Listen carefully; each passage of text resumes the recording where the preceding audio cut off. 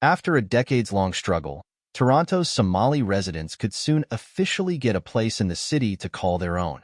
Less than 1% of the population traces its origins to the East African country, but the community has made outsized contributions to everything from local language. Raptors fans labeled their 2019 playoff opponents the Milwaukee Bucks after a Somali insult, to music.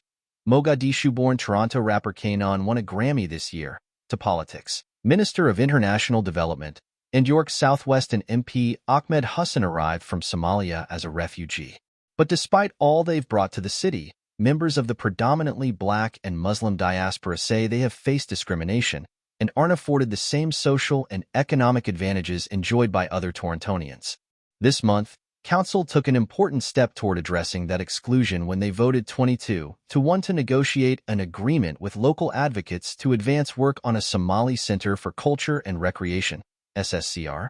The new facility would deliver culturally appropriate social services and give residents of Somali descent a place to celebrate their heritage. I have never been more proud to be Torontonian than in that moment, Zakaria Abdul, chair of the SCCR, said of the vote. Council stood up for a community that has been standing up for itself for a very long time. Not everyone is on board with the plan, however, at least not yet. Count Stephen Holyday cast the lone vote against the proposal on April 18, citing a lack of consultation. The city's shortlist of potential locations for the facility has not been made public, but according to sources, it includes a site in his Etobicoke Centre ward. Holyday wouldn't confirm that to the Star, but said in an interview that his vote had nothing to do with the group behind the plan, who he described as passionate advocates working to do something positive.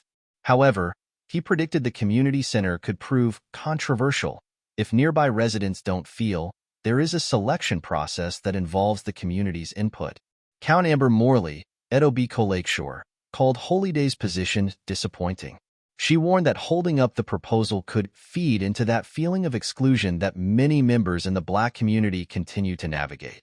There are about 20,000 people of Somali ancestry in Toronto, many of whom settled in Rexdale and elsewhere in the West End as the country slipped into civil war in the 1980s and 1990s. Abdul said the idea for a Somali Centre was already in the air by then, having been proposed by members of the local community in the 1970s.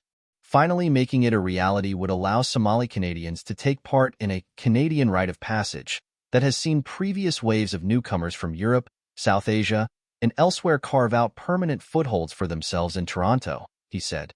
It would also help address an imbalance in Toronto's social infrastructure. The SCCR says that just 3% of recreation and community centers are Black-led and Black-serving.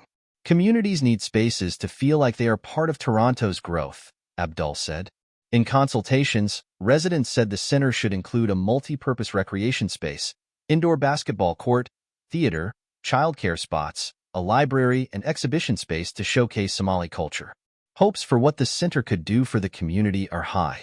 Obio Hassan, who helps run the popular Easter restaurant at Westtown Plaza, said that while many Somali immigrants and their children have become doctors, lawyers, and other professionals, some young men still have limited opportunities and have become involved in crime.